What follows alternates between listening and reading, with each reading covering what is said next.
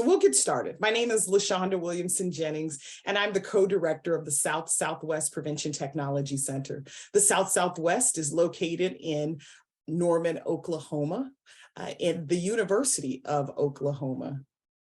Today is February 23rd, and John Gale, our consultant, will be presenting on promising approaches for reducing substance misuse-related health disparities in rural context. Today in the chat box, you'll see lots of activity. It's a place in which you can ask questions, so please ask questions there. Make comments, please. Feel free to make comments in the chat box. We'll have two people from the South Southwest PTTC who will be interacting with you in the chat box. One person is Lori Smith. So when you see the name Lori Smith, please pay attention because she will have an activity in which she wants you to respond to a particular question. If you see Derek Newby, then know that Derek Newby is sharing resources or references for you so that you can take away from the presentation today. And so please, know that we have a lot of people here, but we truly want you to stay engaged. Again, just take just a quick moment to think about the small town or small rural community that you are hoping to better serve through getting information from Mr. John Gale. So I'll get started with moving the next slide on and introducing John Gale. So the next slide will tell you that anything that is said through, I'm gonna wait. So John, if you could. Oh, here we are. It's moving a little slowly. We're okay now. Great. So this is an acknowledgement. Here you'll find our grant number, but you'll find that nothing that we say here should reflect on the Health and Human Services SAMHSA. So all of that is merely the information or the express views of the South Southwest Prevention Technology Center located in Norman, Oklahoma. And next up, I will introduce John Gale. So John is a senior research associate and director of public engagement at the Maine Rural Health Research Center. His work focuses on leveraging resources to improve rural healthcare infrastructure and develop rural healthcare systems. He serves as the principal investigator for numerous rural health studies, as well as for the center's work on National Flex Monitoring Team and the Frontier Community Health Integration Project demonstration. His portfolio has included projects on development of rural healthcare delivery systems, including rural health clinics and critical access hospitals, as well as the delivery of mental health, substance use, primary care, and emergency medical services. He is currently leading work on the future of rural health and the Medicare Rural Hospital Flexibility Program and critical access hospitals.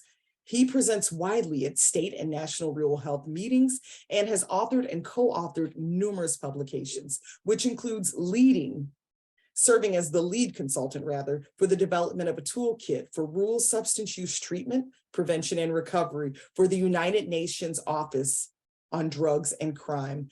Thank you so much, John, for joining us today, and we welcome you.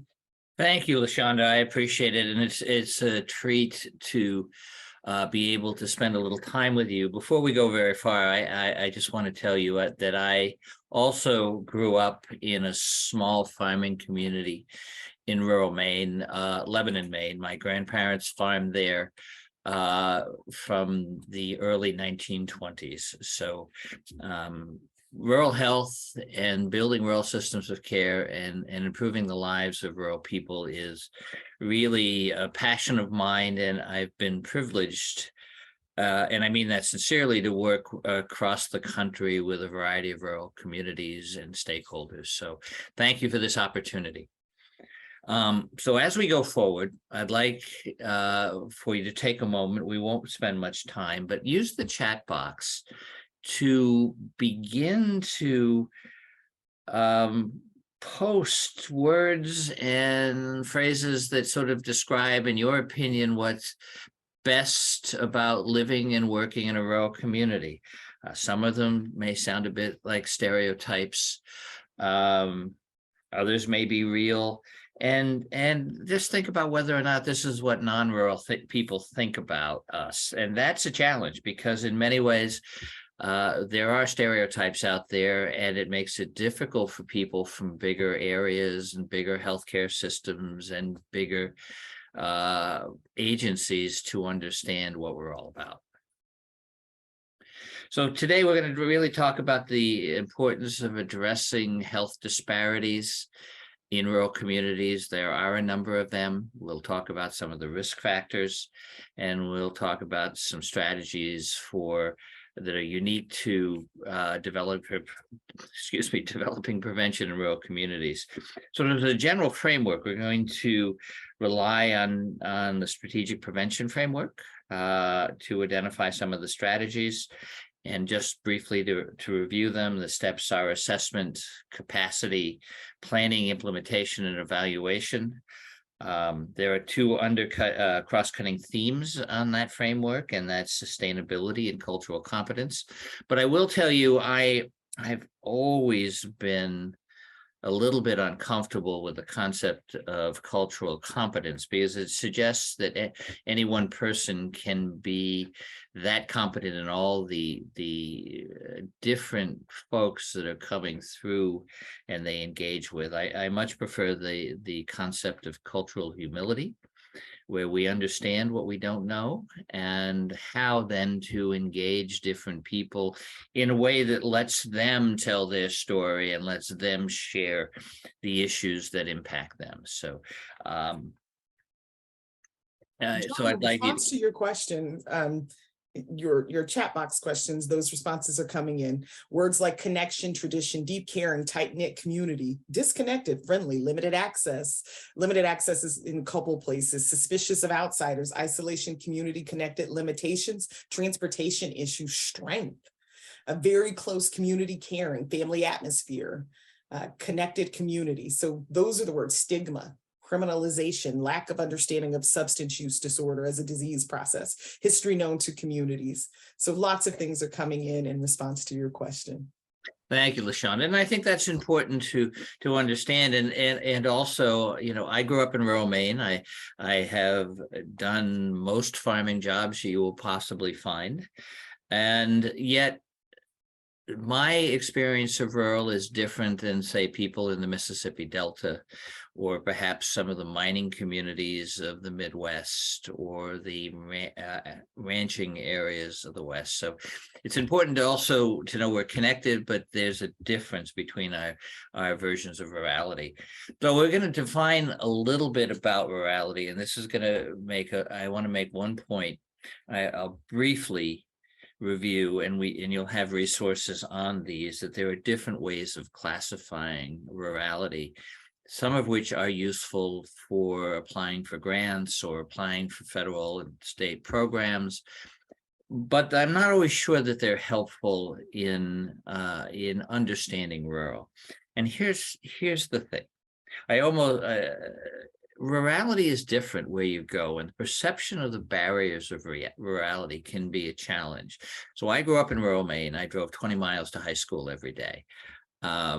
Somebody living in a rural part of Delaware, which they do have, or Maryland or New Jersey, will listen to me saying I drove 20 miles to high school and panic and say, wow, that's huge. But if I go to Wyoming or Montana, and I tell someone that I had to drive 20 miles to high school, they think I was lucky. So the barriers imposed by rurality can't really be identified in a way that tells you how people feel them. And so it's the perception of those barriers and how they impact my sense of isolation, my sense of connection, my ability to access services is really important. So while I talk about some of these classification systems, there's really nothing that substitutes for knowing your community. And so I just wanted to make that point.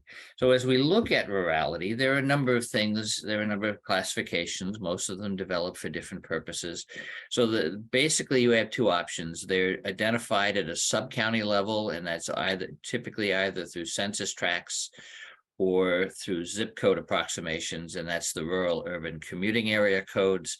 And they're based on a level of different definitions of population density, rurality, and commuting patterns, with the assumption being if I am proximate and adjacent to a more urban area, I may have better access to certain services than if I lived in a county or in a community that was not adjacent or quite distant from a rural area.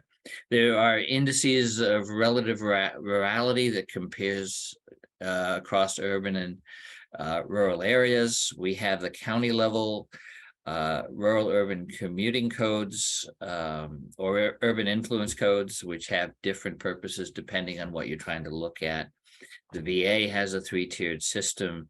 We also have systems for frontier county designation and the frontier and remote system called FAR, because, you know, we can't really do anything without a really good acronym to describe what we're thinking about.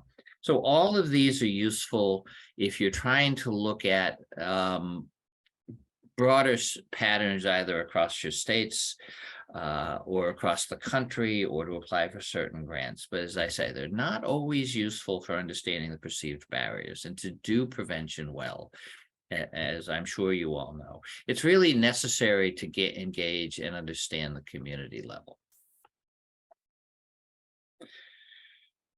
So one of the things I think it's important to note over time that rural America has really, we tend to think of it in a Currier and Ives type of framework where we have a nice little community, you know, the sleighs and the snow. Rural America is becoming increasingly diverse. And I think that's really important for your work as you get down to that level. So as we think about this, and if you have the time, feel free to reflect a moment on the diversity in your communities, and perhaps take a moment to list some of the diverse populations that you're serving in your communities. And here's the other point that I really would hope I can leave you with, is that if we look at large data sets and we look at you know, the surveys from SAMHSA and others, if we look at the broad categories of urban and rural, the differences wash out, because we would expect that you've got big populations. But if you get below to the community level, the small numbers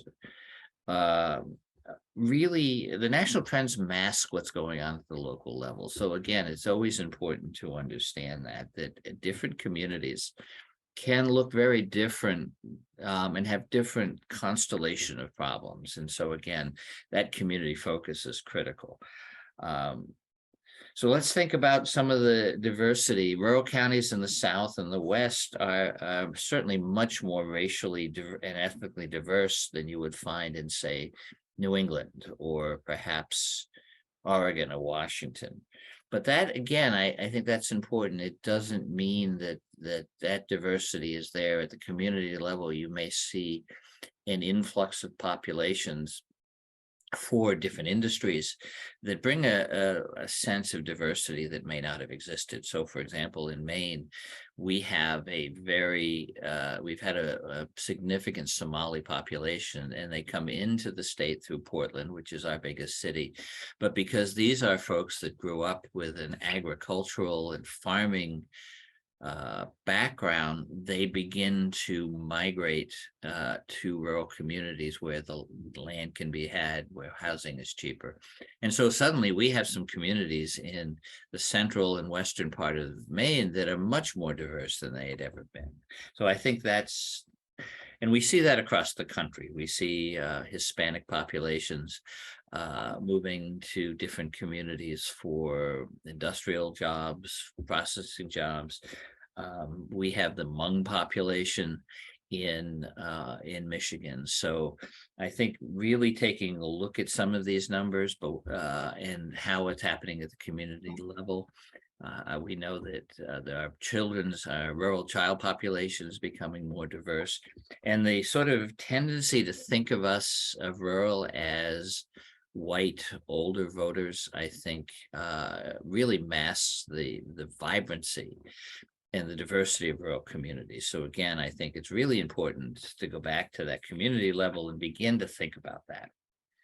So it's really in the past decade, I think we're still analyzing the 2020 census, but we're seeing that the rural America is becoming increasingly diverse over the past decade.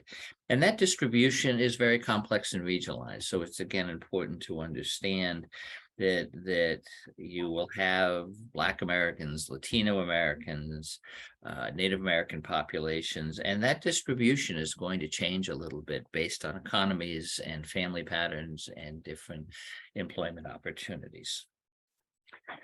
That trend is not likely to change in the near future.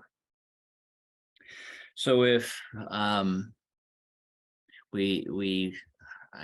let me see if I can hide some of this screen. It's getting in my own way. So as we think about some of the diversity in rural communities, we have some basic areas that I think we want to be able to consider and to look at. I'm going to get rid of that, at least, so that will help. Good. So we have health disparities. What are the differences in access to services, opportunities for health that are there, health equity, and think about a little bit about what that means, and health inequities. So I'll ask you to keep those in mind. So as we talk about prevalence in rural communities, let's begin to think about what is in thinking about disparities, equity, and inequities. Think about we'll start with prevalence, go into the consequences, contributing factors, and a bit into the variations in subpopulations. So this is again an issue where those small numbers of the community are very important. And I'll start with talking a little bit about the different substance use disorders. And while politically we spend an incredible amount of time on opioids, and I in no way want to suggest that it's not a problem in rural areas and across the country, we tend to forget that alcohol is the primary problem, substance use problem in not only most rural communities, but across the country. And I am beginning to see and believe that, we've got to start putting marijuana back on that list. It's always been a more commonly used substance than, say, the harder drugs of opioids or methamphetamines and the like. But I think now that it's becoming legal in a lot of states and they're changing the purity levels, they've begun to cultivate more potent strains, and we're producing it in a way that seems attractive to children in brownies and snacks and gummies. We've really got to begin to approach that as an important issue. And also thinking about tobacco, which is still out there. And while it's not the same substance in terms of changing behaviors, it certainly has significant health consequences. So we know that our rural residents are more likely to be older and poorer, have less likely to have access to physician and healthcare access. They tend to be less likely to have either employer-based insurance or government programs like Medicaid. I had originally, I understand it's now down to 11 states that have not expanded Medicaid. 2 have done so recently. And they're more likely to have physically demanding jobs. And this will be important when we talk about opioids. So they're in the farming and extractive industries, which carry high rates of work-related injuries. They also have greater rates of chronic illness related to heart disease, diabetes, hypertension. There's greater problems with respiratory illnesses, unintentional injuries, suicide, and prevention. So all of these things have consequences for substance use. So we know that rural youth are more likely to start drinking at earlier ages than their urban peers, and they engage in more higher risk behaviors. There's a greater likelihood of binge drinking, 5 or more drinks at a time, or driving under the influence. We also know that adults have that same issue. We have a culture of alcohol use in many rural communities. It's our legal drug. And so as we look at this, it's important to understand that although alcohol use is fairly similar across all rural and urban adult populations, if you break it down, that's the important thing. There are differences in alcohol consumption against rural Hispanic populations compared to their urban peers. They're more likely to engage in high-risk alcohol consumption. So again, thinking about that and understanding what the patterns are, some of which you can only do with the community, is important to targeting prevention. And then certainly tobacco. Tobacco tends to be both a class and economic related use pattern, but we've seen rural populations have been left behind in declining smoking rates. So there are higher rates of smoking, more children and the like. So important to keep that in mind. I don't have much of a voice, and so when I start talking, it goes to this person that meeting with BCS at the end of the withdrawal. And then I'm sorry, we've got someone in the background. I don't know if you're muted. But and we'll next look at illicit drug use, and that's really a broad category: heroin, prescription prescription meds, and methamphetamines. So again, different use patterns across subpopulations. And when we talk about prescription drugs, this is one of my sort of sticking points. Let's remember that benzodiazepines are a prescription medication and are problematic and involved in many negative situations related to substance use, car accidents, and the like. So we always talk about opioids, but benzos are a big problem as well. So let's, we see that illicit drug use is higher. The choice varies. Methamphetamines, we all know, had a rural consequence for many, many years, particularly in the Western states. Production of meth was high in parts of Hawaii. And meth is making a comeback, unfortunately. I think it was declining, but we're now seeing it come back around in rural communities, and often mixed with prescription or non-prescription opioids. Now, let's also think about heroin and prescription meds. The opioids are one and the same. But it was not uncommon, and we've seen situations in Maine where people without health insurance can't afford prescription opioids, so they're buying heroin to self-medicate. This was particularly common among some fishermen and others who had work-related injuries in the extractive industries. And why do we see particularly opioids being used differently in rural communities? Well, part of that is the heavy, the larger chance of work-related injuries. We have lower access to pain management programs that many of our workers, particularly if they're seasonal, don't enjoy the same level of paid leave time that many of us do. And it's very difficult for them to take time off to go to repeat visits to physical therapy. They may not have the ability to travel long distances to those support services. And so we've had physicians and other prescribers with the best of intentions prescribing higher rates of prescription opioids. And that becomes the problem, because those drugs then, it was a kind thing to do. It wasn't the right thing to do. And perhaps not even kind is the right term, because in the long run, we know what those damages have been. But I'd like to share briefly, I did some quick searching to look at some of the issues in each of the states in Region 6. So for example, Oklahoma, between 2003 and 18, drug overdose deaths increased by 91%. And more adults 25 to 64 in Oklahoma die of unintentional prescription opioid overdoses than car accidents.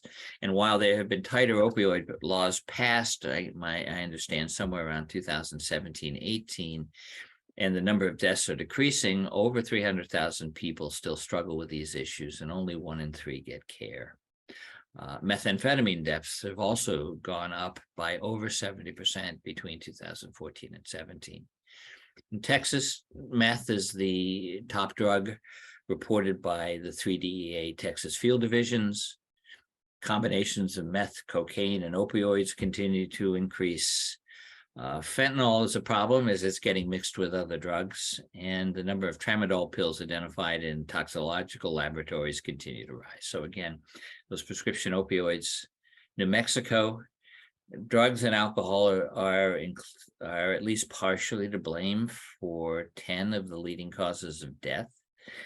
New Mexico, at least in 2018, had the 15th highest drug overdose death. The economic costs are high. And within New Mexico, Native American Indians have a higher rate of alcohol-related deaths than any other ethnicity. So it's always important just to really understand what's going on in your state. Arkansas, I think at the time, one study said was second in opioid pain reliever prescriptions per 100 people compared to other states. 7th in a drug arrests per capita, 10th and 10th in the number of percentage of adults who couldn't get treatment for illicit drug use. And finally, Louisiana, drug overdoses have increased from almost 19 per 100,000 people in 2015 to over 41% in 2020. Age-adjusted deaths have increased related to substance use. And so all of these issues, I think it's important for you to begin to understand and look at your states, and then below that level, how that plays out. Hi, John. There's a question in the chat box for you. Okay, I'm sorry. Oh, you're fine. That's what I'm here for. Thank Jordan Blick asks, can you show us where we can access this data? In particular, she's looking for Oklahoma, but I'm assuming the folks from the other states are also interested in where did this data come from? I just pulled various articles and reports, but SAMHSA has its survey, National Survey on Drugs Use and Health, and it releases some of that information. I'd suggest checking with the state mental health and substance use agency, checking with different research studies. When we're done, I can put together some suggested lists and share them through the group. This was just my way of familiarizing myself with each of your states. So I just did quick Google searches. I don't know how we survive without these little devices in our pockets, but I can give you some better references to accessing state information. Excellent. Thank you so much. You're welcome. This is Wanda. We're at the top of the hour now. Okay, I will give me a few more minutes, and I think we have another break for a chat question. So if I will move a little bit quickly and make sure that we're on time. So I want to talk a little bit next, very briefly, about the prevalence of behavioral health disorders in the rural context, which, as we know, mental health and substance use issues and problems are often co-related and comorbid. So we have issues of depression and suicidality and mental distress. I think one of the things that we should take a moment to reflect on is that COVID has done there's one benefit of COVID, and that is it allowed many of us to understand that not being okay is actually okay to do. It has increased the willingness of people to begin to consider their mental wellness and begin to seek help for that. So I think that's important, but that still doesn't account for the fact that we have higher rates of suicide in rural areas. Part of that is due to the fact that we have limited services to address them, the high levels of substance use, greater availability of firearms, and reduce access to timely health care and emergency services. And part of that is a sense of isolation that I know many of us felt regardless of where we lived during COVID, but I think in many ways that was particularly problematic in rural communities. And then as we drop down below that, And thinking about some subpopulations, there are different rates of depression, suicidality, disease burden, mental distress among women, low-income children, vets, veterans, non-Hispanic Blacks, and American Indians, Alaskan Natives. And we'll touch on some of that as we go. Some of the key disparities in healthcare. We know our rural populations experience worse health status. Our life expectancy, excuse me, is generally lower in rural than urban areas, and there are greater consequences of opioid use, including increases in overdose deaths, which we've talked about, but increased exposure to HIV and Hep C, where there are been some case studies in the past in Indiana, where certain communities, based on the prevalence of Opana, which was a prescription opioid that was modified to reduce the risk factor. It was just so common that people were grinding up the Opana and injecting it, and because there was a reluctance to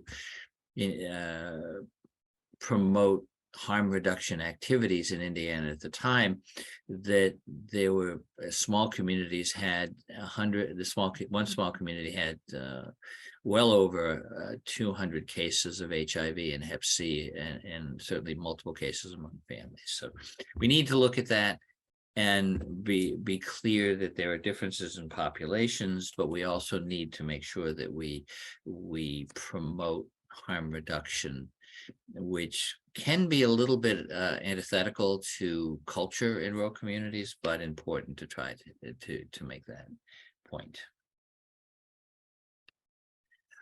As we talk about some of the risk factors, and I just realized I need to put this back up. Hang on just a second. Some of the risk factors for health disparities. This is really gets to the root of thinking about prevention activities.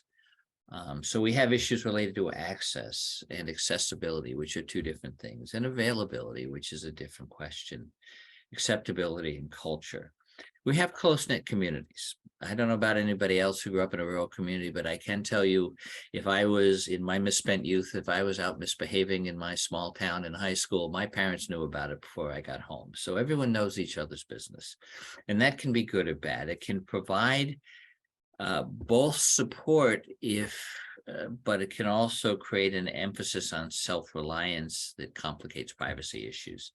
We have stigma, which is no surprise, has not gone away, particularly related to mental health and substance use issues. And we have boundary issues. People who work in healthcare and behavioral health and in prevention will cross paths with the people they work with quite commonly, and that creates some challenges. Access is really a function of long travel distances, limited supply, transportation barriers, lack of services, ability to pay. We've already talked about the lower income insurance rates, including insurance coverage and chronic workforce shortages. And we've been talking about workforce distribution for as long as I've been doing this, which is probably 40 plus years in healthcare. So I think it's important to begin to understand those.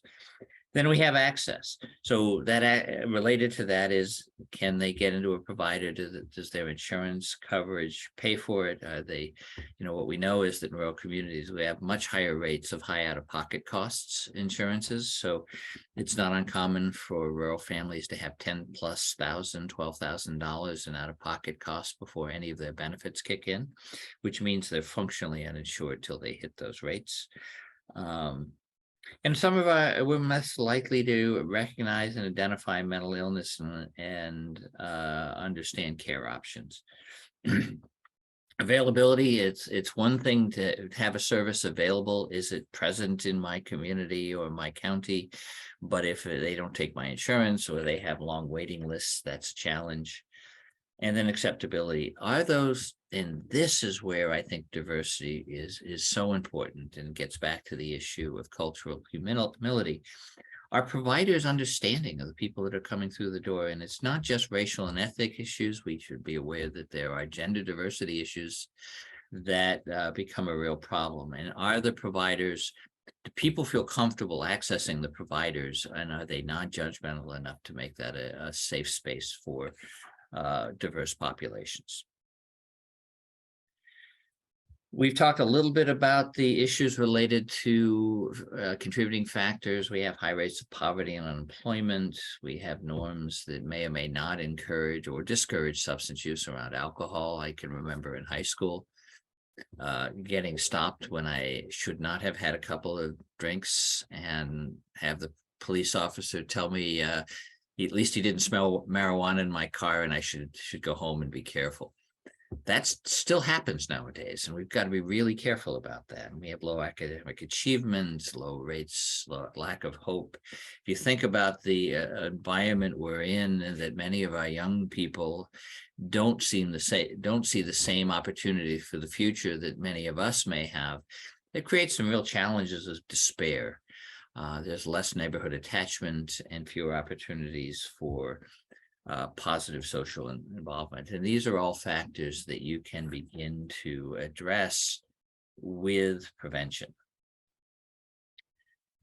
And a lot of the behaviors obviously are connected to different socioeconomic characteristics of rural communities and populations. And so I think we've talked a little bit about these, and I'll go past them, but I think it's important as you begin to develop your prevention activities and programs to be aware of all these things. And this is done really at the community level.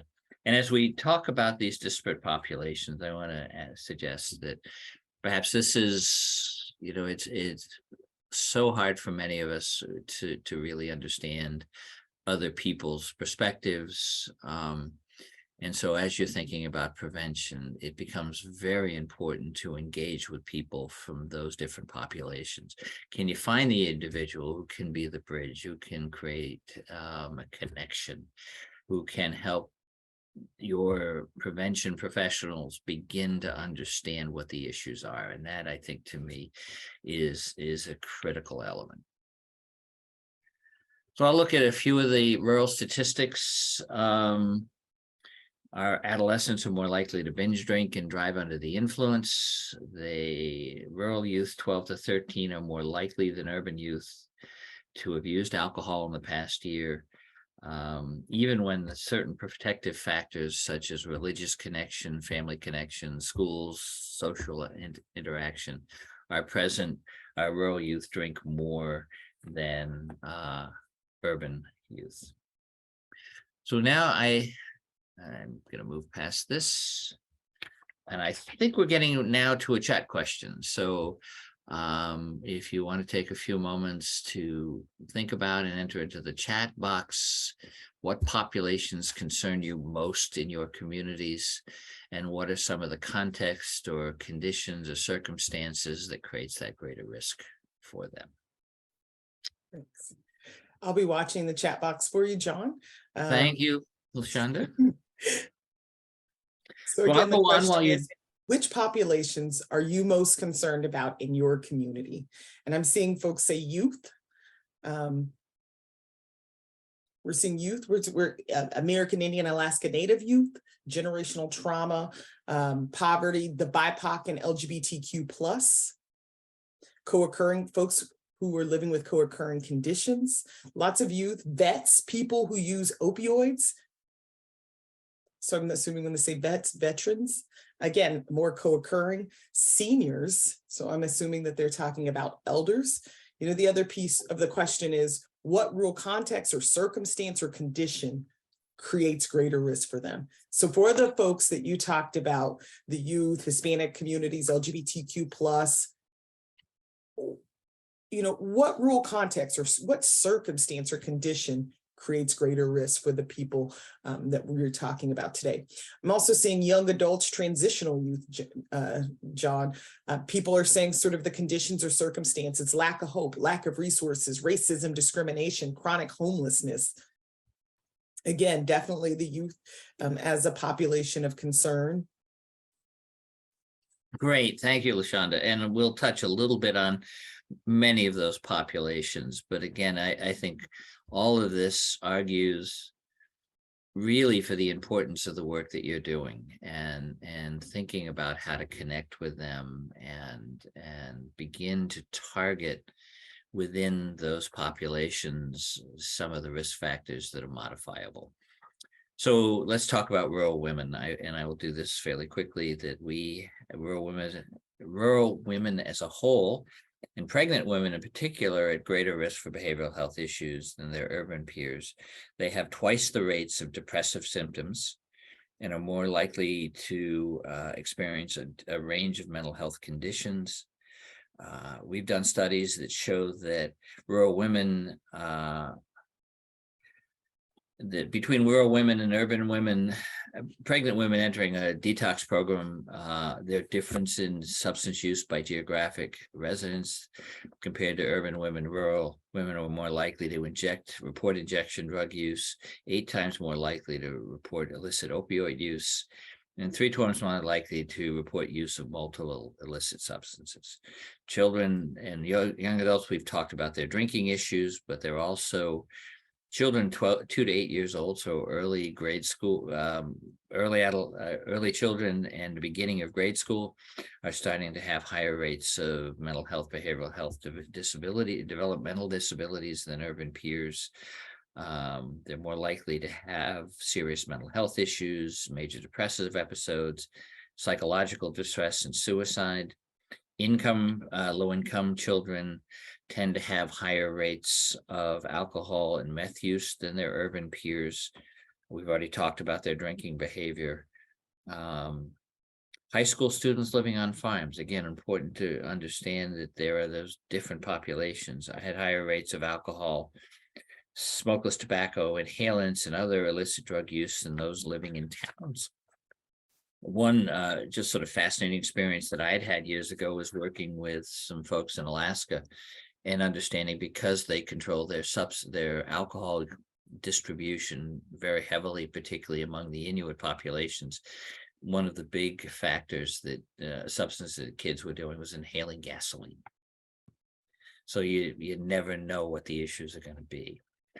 We have veterans tend to live more heavily in rural areas than urban areas.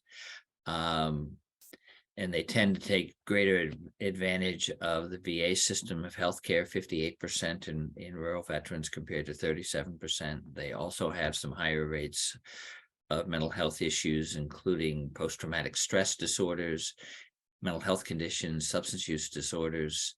They're at increased risk for stress related to these issues, and they have, the travel distance to the VA services, if they're using that, tend to be quite extensive.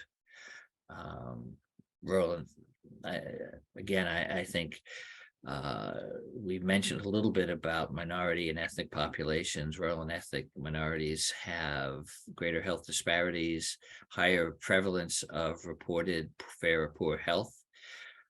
Hispanic, Blacks, and American Indians, Alaskan Natives have higher rates of frequent mental distress, suicide, and alcohol use disorders. Differences in healthcare access is important, and I think it's important to also recognize that a number of individuals, Hispanic individuals in particular, if they are migrants, have real hesitancy about using formal services because they're afraid of the immigration consequences.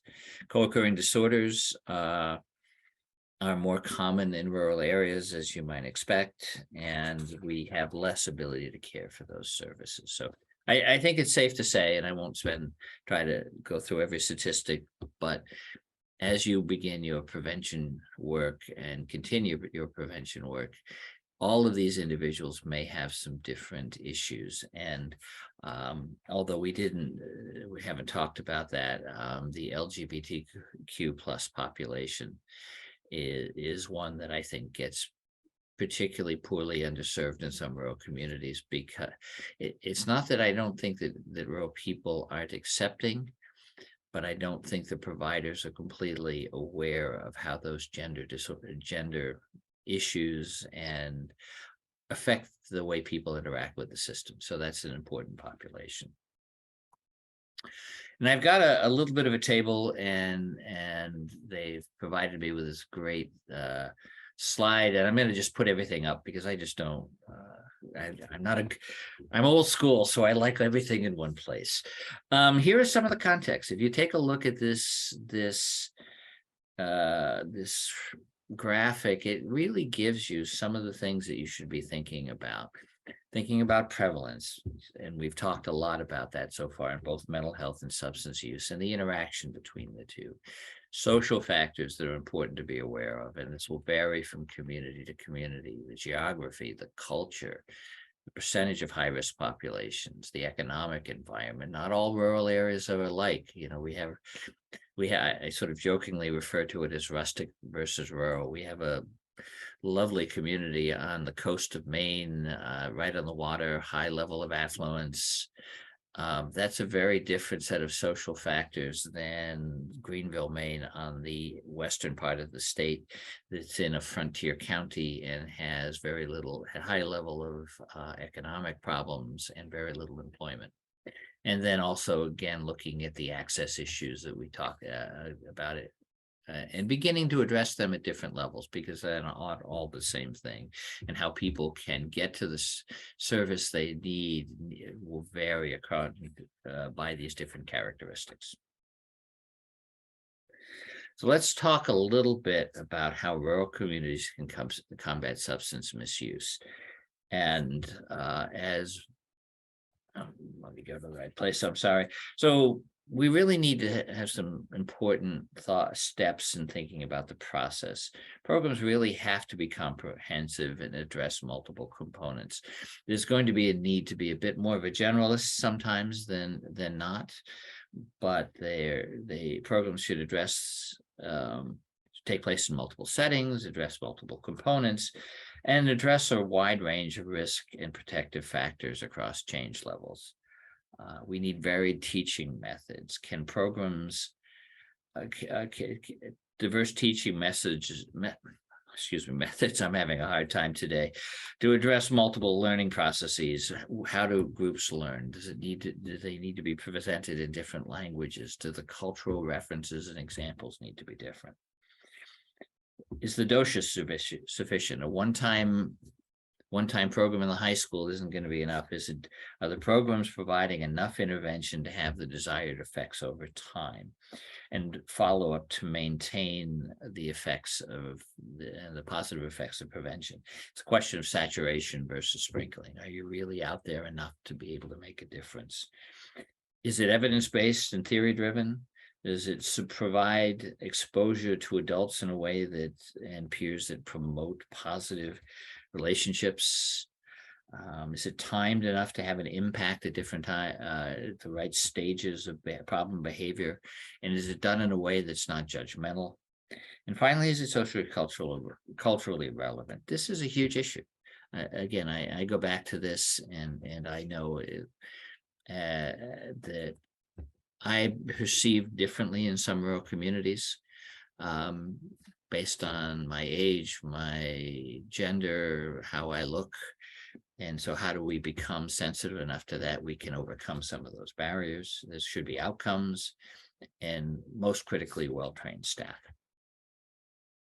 So let's look at a few issues related to how policy change can make a difference.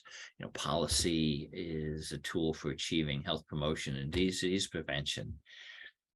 And there are decisions that are made by different organizations, agencies, and stakeholders, and they have different approaches to that. So you've got to really have those systems in place, not just at a federal level, but at a state level. I'll go back to the discussion of HIV and OPANA in Indiana. Part of the problem there was that the then governor's office and the state legislature did not allow for needle exchange programs, and they didn't. So those preventions have to be tackled at a state level. At the same time, they have to be done at the community level, because the way it was done created a barrier. People had to have essentially a hall pass to be accessing their needles, the clean needles. The program was only open a few hours a day, and it wasn't available when people were there. So those policies are important, and to think about how that all plays out.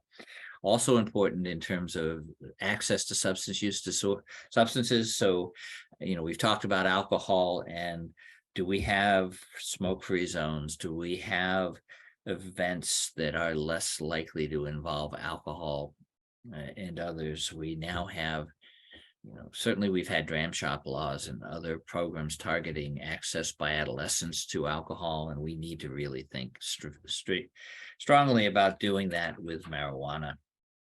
Do we have safety equipment and work to avoid injuries? Are our providers, quite honestly, sensitive to the opioid problem, and are they prescribing properly and using proper guidelines? So all of these things are helpful. There are different toolkits that are part of the references, and I would encourage you to look for those.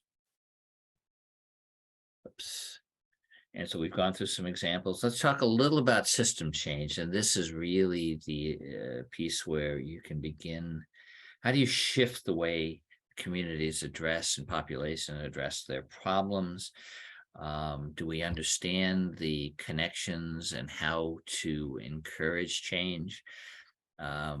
Too often in the school systems versus they love the lecture approach, and I don't know that always works with many young people. So really having prevention professionals who understand how to connect, how to talk to people at the right and adolescents at the right level that can make a difference. Are there technologies that we can do? Do we have access to evidence-based programs? Are there training or certification systems that align with policy? So all of this is really thinking about how do we create a system that is sensitive to and supports prevention broadly in a way that's viable and can be implemented in rural communities. And finally, we will get to some of the environmental changes, and this is where prevention has a huge impact. Can we target economic, social, and physical issues? Now, we talk a lot about the social disparities, and all of which fits into this. And these are both societal problems that need larger support, which I don't think we've done very well from federal and state levels in some cases, but we can begin to make a difference. So I think certainly in terms of thinking about the environment, that how do we provide a pathway for individuals to begin to see a way out of their current situation and see a way forward? And that is, to me, a critical issue. There was a great book called involving the roots of rural poverty that was done by a woman named Mel Duncan, and she was in New Hampshire, and it looked at different communities, some mining communities in the Midwest, some southern plantation communities in the South, and paper companies in the North. And her big point, which I completely agree with, is that at least in the South and the Midwest, the owners of those facilities didn't live with their workers. In the Northeast, in the paper companies, the paper company supervisors and all the staff lived in the same community. So they invested in parks and libraries and sporting teams, but they also created an opportunity for young people to have a pathway out of their current environment. And so as you think about environmental change and some of the things, thinking about providing those pathways becomes important. And at the same time, having sort of a social environment that is more conducive to healthier choices. Do you have parks and greenways and trails? Is there a culture of people getting exercise? Is there healthier foods? Have we discouraged, we created an environment where retail establishments and bars are more careful about alcohol? We should be doing the same with marijuana, and sort of moving in that direction. So some examples of change interventions that we can talk about. There are the Blue Zone projects, which is one that I like a lot. It talks about, and there was one called the Albert Lear Blue Zones project. It increased walking and biking in the community, provided public education, and created social norms for a healthier context. Some of that involved fewer events related to drinking and substance use. The Kentucky Home Place is a community health worker initiative that addresses health through environmental change and policy and system change. Adams County in Pennsylvania had a wide variety of task force related to the various disparities in breast cancer, coalition, food policy, behavioral health, literacy, oral health, and tobacco. So there are a lot of them out there, and we will provide you those examples. But I think that can really make a difference, is thinking about how you pull and organize everyone together to begin to make some of those changes.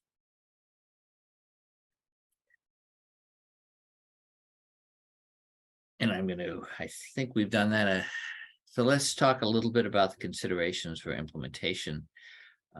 You've got to have realistic expectations. And as we've talked about, you've got to attack multiple levels in the system and populations. The same prevention message for farm students may not resonate with relatively new immigrant populations. It's immigrated to the States.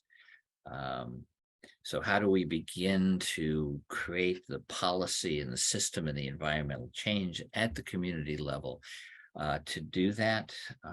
I think more than anything else, another key lesson is really who are the stakeholders and who are the partners that you can engage with. No one entity can fix any of these systems on their own. So how do you bring them together? And there are a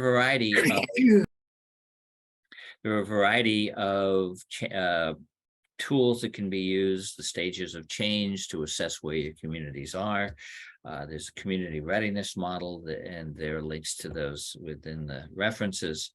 And then begin to develop the education to help everyone come to the same page. It's great to bring diverse people together, but you also have to speak a common language and share a common understanding of goals, and also thinking a little bit about what the rules are. How do we engage with one another? How will we make decisions? There are too many issues in many communities, rural or urban, to address. Can't do everything at once. What are we going to do as a coalition, as a community, as a partnership of concerned citizens and organizations? What are we going to do first? What are we going to do next? And how are we going to develop and share those resources? So that becomes something to worry about.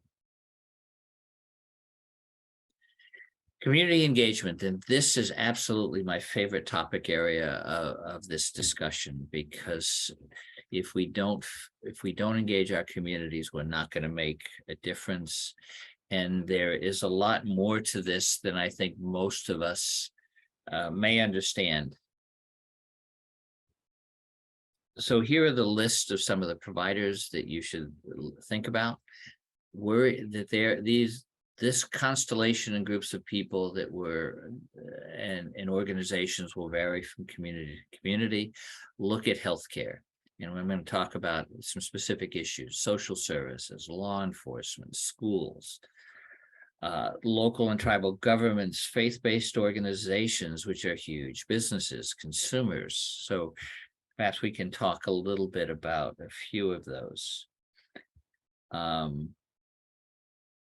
Healthcare in particular. If you have a hospital locally that's tax exempt, they're required by Internal Revenue Service guidelines to provide community benefit services that help to offset their tax benefits. They're also required to do a community health needs assessment every 3 years and develop a strategy plan. And I can tell you, I've read hundreds and hundreds of CHNAs and strategy plans from rural hospitals over the past 12 years since this requirement was implemented. I can probably count on one hand the number that have not addressed substance use and mental health issues as priority problems. They haven't necessarily done much about it. And this is the piece I think, as consumers and community advocates, a lot of what hospitals do, if they follow the community benefit guidelines in the IRS, is not harmful to communities. Not all of it is particularly useful. So think about and understand what those requirements are, and maybe push your hospitals. They're there to serve all of you. And can we push the hospitals to do the things and engage in the things that are really going to make a difference? Social services the same way. Law enforcement, law enforcement personnel know the problems in their communities. They see individuals. They realize that some of the folks that they're arresting may have substance use disorders, but they're not criminals. They don't always have an option to be able to help those individuals without putting them in the system. There are examples of programs that can do that. The schools, obviously, tribal governments, local governments, faith-based communities can be a huge resource. You may have multiple faith-based communities, in faith-based organizations in your communities. Their goal is to support their congregants, begin to bring them into that process, because they're both cultural and connection issues that can support your work. Businesses. One of the big things we hear from rural businesses is they can't get enough workers, and particularly they can't get enough workers who don't have substance use issues in their background. Driving trucks, tractors, and all of that. Can you work with businesses? They're a key partner. They can help you to begin to address prevention in a way that is going to be beneficial to them. So as we think about all of these engagement issues, it's important to think about how do we help our community, but also think about what the incentives are for different folks to get involved, and then consumers, because we don't walk, hopefully most of us, in the shoes of the people that we're trying to help.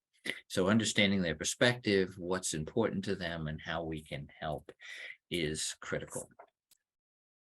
I'm going to go quickly, and I see how I'm doing on time. I think we're at about an hour, so I'm going to provide some case examples very quickly, and then allow for some discussion. So I break them down into different areas and ways to begin to develop successful prevention, pull everyone together to begin to identify the priorities, develop strategies that are collaborative, that can work across the different players. Town meetings and community hall meetings, it's always funny to me when you talk about substance use and mental health. Everyone thinks it's just somebody else's problem, but there is not an individual on this call or in any room that I know of that's not touched in some way, maybe not personally, maybe not themselves or their family members, friends, colleagues, aunts and uncles that struggle with these issues. Helping them to understand that this is us, not them, is important. We can train law enforcement regarding liquor license compliance, drinking, detection of impaired drivers, underage drinking. The same should be done with marijuana use. We should bring in speakers to talk to school-age children. And you got to be careful with that, because I don't know about any of you, but I remember some of the speakers that came into my high school and grade school, and we didn't pay much attention. But I have also seen examples that are very powerful. Family members. There's a fellow in Vermont whose son was a nationally ranked skier in college at the University of Vermont. They grew up in a rural area. He died of an overdose. He spent much of his time really going out to schools and talking about that issue and how his son was just experimenting. And I think it was related to fentanyl in what he was taking. But getting the right message, making sure it's relevant and that people will listen, and collaborate with the different partners. So there are a number of things that I'll talk a little bit about. So there are policies, I'll go back to that. Limits on alcohol sales. Can you even begin to think about zoning around alcohol outlet density, increasing alcohol taxes? Can we limit the use of substances in certain areas? There's some communities where they're public drinking is allowed depending on the state, and that's a problem. I was driving between Uvalde and San Antonio to fly home in one of my earlier trips to that area, and passed on the roadway a drive-through tequila stand. You could actually drive in and buy, and I asked them when we visited, just because it was just so shocking for us New Englanders, and they said, "Oh, no, we don't encourage people to drink. That's why we tape the lid shut and we tape the straw to the side."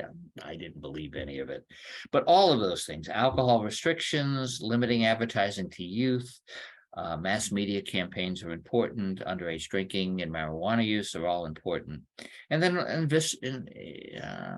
supporting the law. I know a hospital in Vermont that is working to enforce and train servers on their responsibilities on as alcohol vending, dealing alcohol in bars. They enforce the dram shop laws and responsible beverage server training.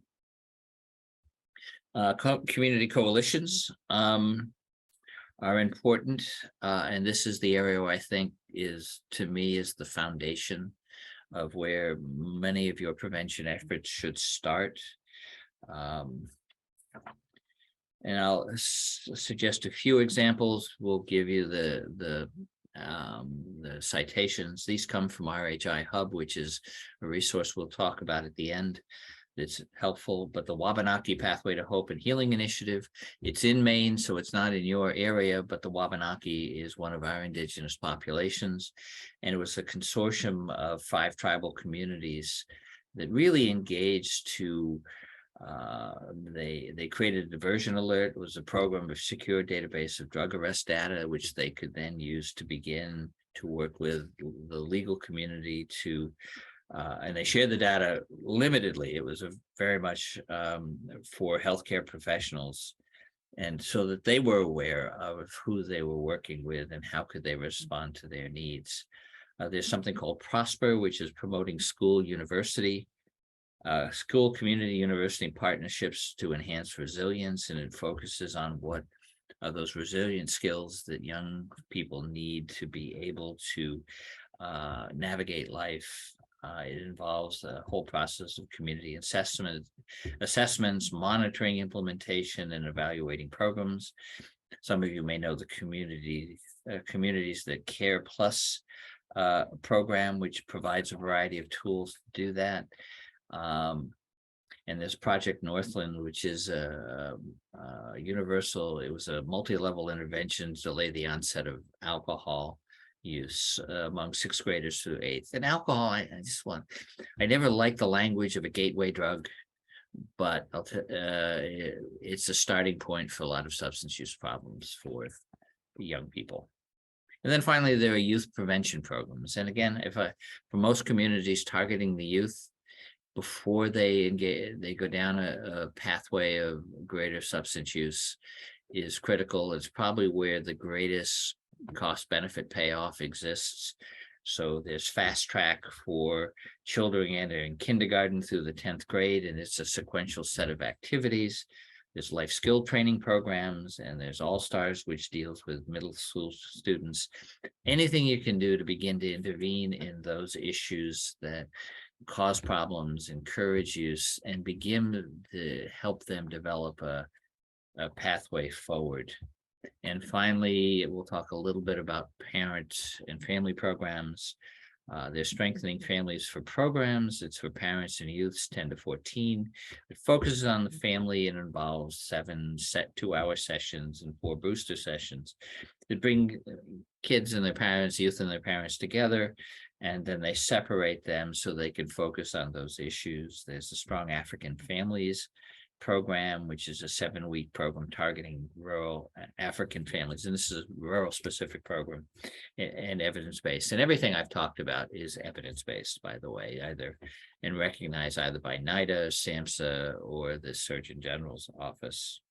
Guiding Good Choices. There's a nurse family partnership program that targets in-home work for pregnant mothers. We have a community in Maine that has done a lot with mothers struggling with opioid problems, with family visits and education. So there are a lot of things that are out there. And the toolkits we've talked about, there'll be a handout for many of these. Their toolkits, some of them will focus on drugs or problems, others will focus on populations. But the places you can find these are RHI Hub, and we've provided the link is just an amazing resource. It's developed by the folks at the University of North Dakota, and they have peer edited toolkits and programs on a variety of rural issues, from healthcare reimbursement to prevention, substance use activities. I'm on their advisory group and have edited a number of the mental health and substance use related tools. But this is a place where you can get information that could be helpful in your communities. And you can think about dividing the prevention into the 3 basic categories that are universal. You're targeting all of your communities, selective, targeting at-risk subgroups of populations, and finally, indicated prevention and interventions, targeting those who are already exhibiting early signs of risk for substance use disorders. And finally, moving forward, and I think we may be close to the time for questions, so I will wrap up quickly. Moving forward, do your homework, get to know your communities. It's an incredibly satisfying work, as I'm sure most of you know, is getting down to that community level and understanding the strengths and challenges. Talk to people, drive around, read the paper, sometimes go to community events. It'll tell you what's going on. Part of this is establishing yourself as a trusted informant. If you're not of the community, find a bridge, find that person that can help you to understand what's going on,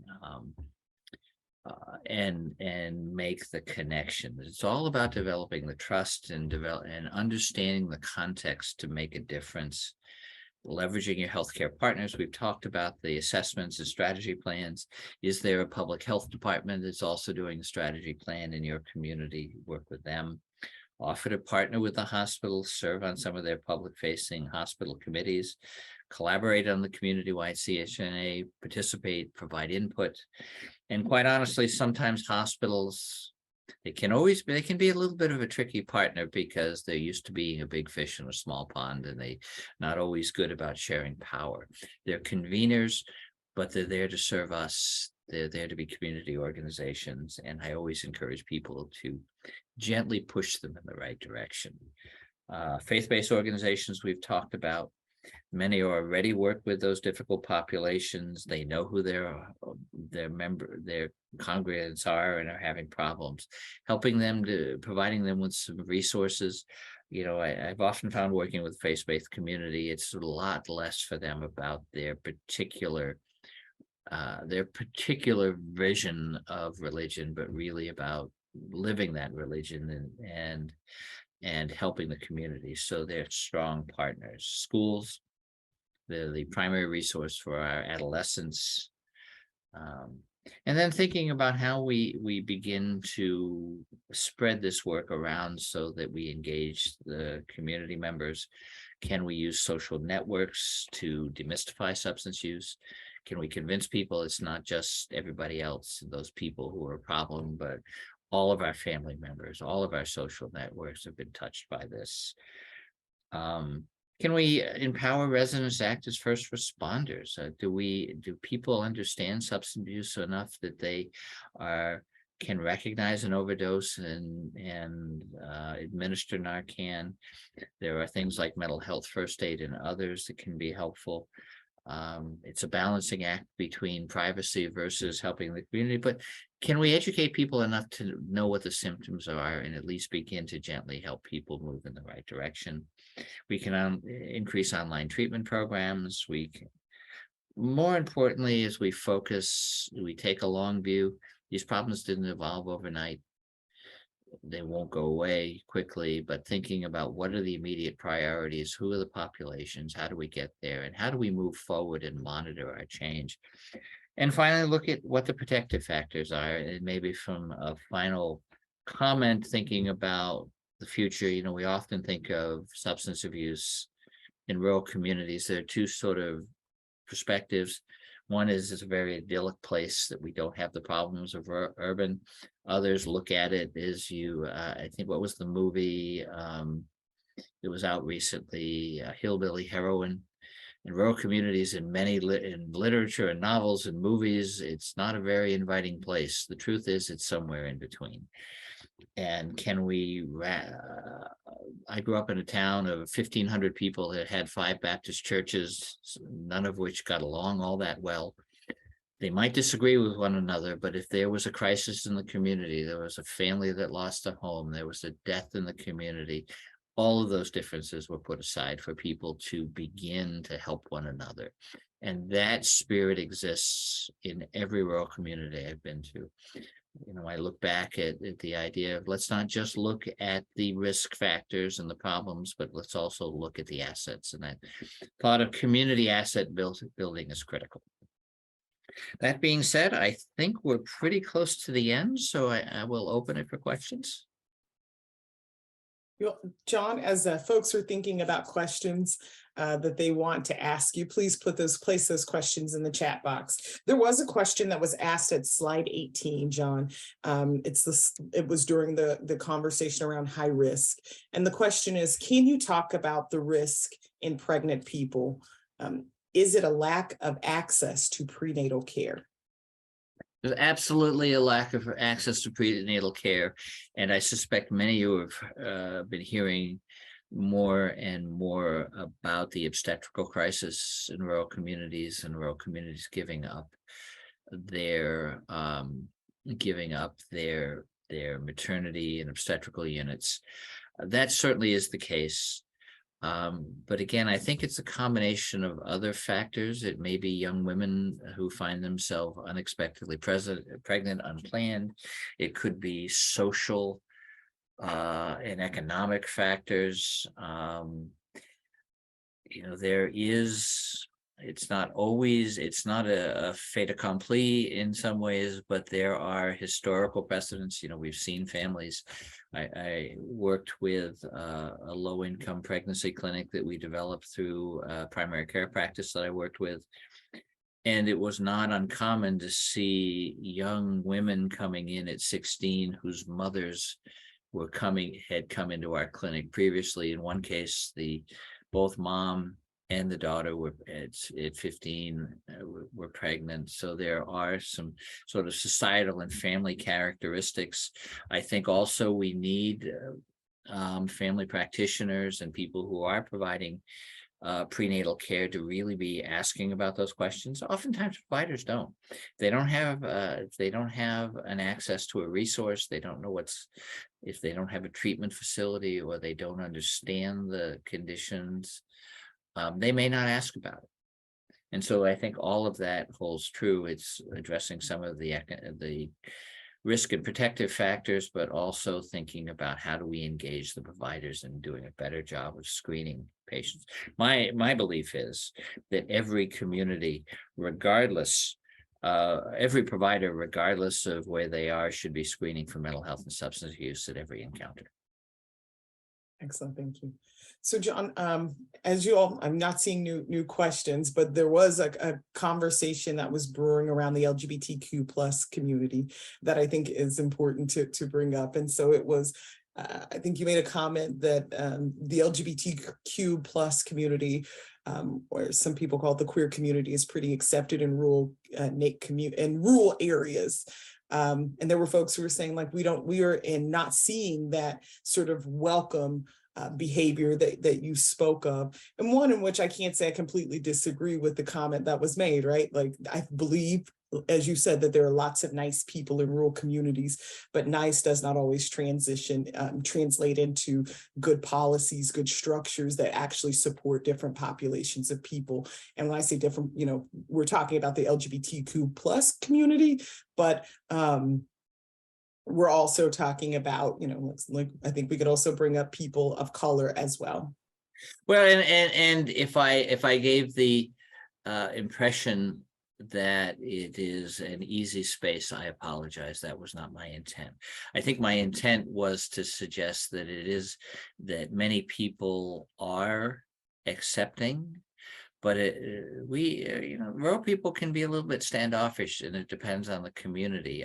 When I was growing up in rural Maine, we had the Back to the Land folks coming. There were a bunch of long-haired, pot-smoking hippies, for lack of a better term. I hate to sound that flippant about it, but young Back to the Land people moving into my rural community, and it was amazing. After there was a lot of animosity, but after a while, when they started joining the Grange and the older farmers and the younger people started to get together. So I think the lesson is that rural people can be accepting. They're not always judgmental, but sometimes it takes a while to get there. And I do agree. And I did not mean to suggest that people of color and the LGBTQ plus population has an easy road in some communities. And some of that is just becoming, some of that takes time, some of that is involvement and awareness. But you're right, it can be a difficult problem. It's not always a difficult problem, but again, that varies from community to community. Excellent. But there's another question that came up, and thank you for your response, John. I certainly appreciate that. Another question is, I'm working on a spending request to get new 988 posters into my community. You had mentioned there is a prevalence of firearms in rural communities, limited services, timing services. What are the other prominent factors for suicide, mental health risk in rural areas? Well, some of it is the economic environment. If there are communities that are declining, and whatever industry that may have been there have gone away, that there are limited treatment services, there's a sense of loss and despair. We all have those communities in our states. And so that some of that is that just sort of socioeconomic and cultural factors. I visited a community on the Bering Sea in Alaska some years ago in work that we did in that area. And it was fascinating to me because you could only get to the town, the community by bush plane or boat. The only time it was available by land was during when the tundra was frozen.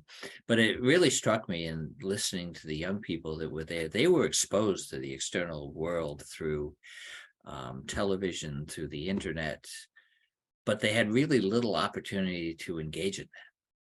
And their ability to think beyond their community, not just what their life might be like if they couldn't leave Hooper Bay, or what opportunities they might have if they did leave Hooper Bay, coming from that very tight environment. So really thinking then about how we begin to think about the pathways and what can prevention and some of the community leaders to do that. I mentioned the community in Alaska where the big problem was substance use. They really created an interesting program to engage young people in roots, their community, their roots in the Inuit population. They taught them traditional methods of harvesting salmon and caribou, and they had a faith. They had an elder. I'm trying to remember how they called it. It was basically an elder who was involved in the program, wasn't a treatment professional, but brought in the whole community and cultural connection. So a lot of it is thinking about those issues, is how do we begin to, it's not just guns, but it can be guns. It's the lack of services. It's the limited hope. How do we provide all of those pieces, particularly for young people, that gives them an opportunity to say, well, if I stay here, these are the things that I can do. If I go away, these are the skills that I need. And to me, that's the critical piece. If anyone, and I will provide a link to the description of the book around the roots of rural poverty. And that was one of the books that have impacted me early on when I did this. Just how do rural communities begin to take charge of what they do? If you want to go to Northwestern University, and I'll provide a link to this. I don't know why I didn't think of it before, but they do some asset-based trainings. So they recognize that every community has problems, but every community has assets. And how do you recognize them? There's also a wonderful book called 100% Community that I just started reading that talks about how do communities develop the things that can promote health. And that would be one I would suggest as well. Excellent. Well, I don't see any more questions in the chat box. I would like to point out in the chat box that there are several SAMHSA resources that have been shared with us today. SAMHSA's LGBTQ+ Behavioral Health Equity Center of Excellence resource, the 988 Partner Toolkit. We're seeing Suicide Prevention Resource Centers resources, which, you know, the SPRC is located within the University of Oklahoma. So certainly I'm always going to support any resource that shares that great work. If you would move to the next slide, John, I'd love to also, and then one after that, to also share our evaluation link. We certainly appreciate you all joining us today and hearing from John. Certainly know that the presentation will be available to you online. We'll send it out as an email as well. We will also share the handout with you online as well as in email. Please complete the evaluation link. You'll see where it says Lori Smith right there. There's the link in the chat box, or you could use your smartphone and scan the QR code. Also, when you close out of this presentation today, up will come our evaluation link. And so please don't just bypass it, complete the evaluation. We'd love to hear from you.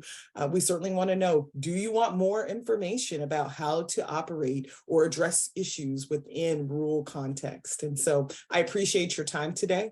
You know, again, just take a pause. Can I make one last comment, LaShonda? Please do. I apologize. I didn't mention this. For in each of your states, there's a resource that you may not be aware of, and I would encourage you to think about, and that would be the State Office of Rural Health.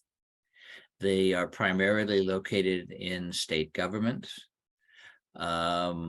I know all of the folks in the State Office of Rural Health in your states. They're great folks, and they're a resource. They might have access to programs and resources. There are certain federal funding tools through the Federal Office of Rural Health Policy, network planning grants, network development grants, and others that might be an opportunity to begin to develop some collaborative prevention strategies. But I would suggest getting in touch with them. And before I finish up later today, I will send off to LaShonda the list of the access points and links for your state offices. But they're yet another resource that their primary focus is on the rural communities in their states.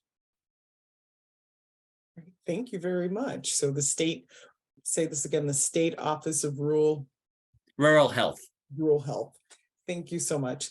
So please check out those resources. We'll certainly, again, send you all the resources that you need. You know, before it's all said and done, before the day ends, take a minute and think to yourself, what is one thing that John said to you today that will help the rural community that you thought about earlier in this presentation? So what is one thing that you want to take to working with your rural community? So take care, and we appreciate you joining us today. Bye. Thank you, everyone. It's been a pleasure and a privilege to spend some time with you today.